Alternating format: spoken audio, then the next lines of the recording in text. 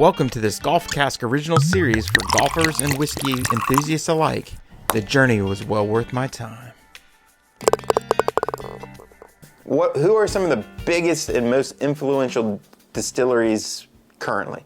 Well, we have the conglomerates. We have Diageo. We have all these big conglomerates that own a lot of stuff. But if you were just looking at the whiskey world, not thinking of the conglomerates that own them, but just kind of who's got the most influence. So inside of this, we're going to talk the big three: America, Scotch, Scotland, and Irish, Ireland. There's Canadians are a legacy brand, and so is Japanese, but we're going to really look at the three because these are the three that you see the most and the majority of people in the system enjoy the most. So Scotch, you have Macallan, you have Glenfiddich, you have Glenlivet's. There's tons. There's a lot of Scotches out there.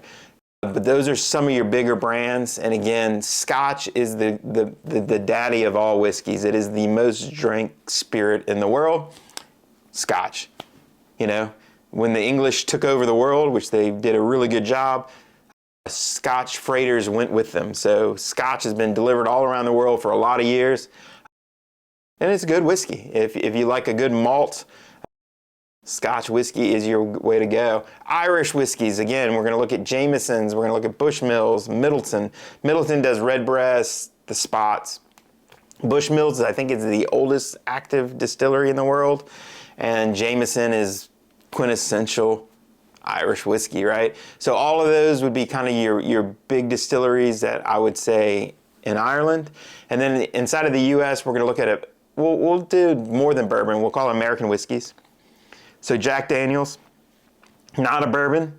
They do make bourbons, but when you think of Jack Daniel's number 7, they have a special process, the Lincoln Counting process. We'll talk about that in the future, but you have Jack Daniel's, you have Jim Beam, you have Wild Turkey, Buffalo Trace, Maker's Mark. There's countless big distilleries. But again, these are kind of the biggest, most influential distilleries inside the system. I think the really interesting part right now inside the U.S., there's about 3,000 distilleries. In the late 70s and 80s, there was about 70 distilleries. So there is a rebirth, but the ones that were able to survive Prohibition, survive kind of the whiskey collapse in the 70s and 80s, the ones that are still around are producing quality whiskeys and really, really have refined their process so good that anytime you go grab a Wild Turkey 101, it tastes like or an Elijah Craig, it tastes like an Elijah Craig. They're spectacular at what they do. I think the interesting piece about the Irish whiskeys, again, they collapsed as well, and I think they were down to about 5 or 6 distilleries. And now I believe, you know, they're growing quickly.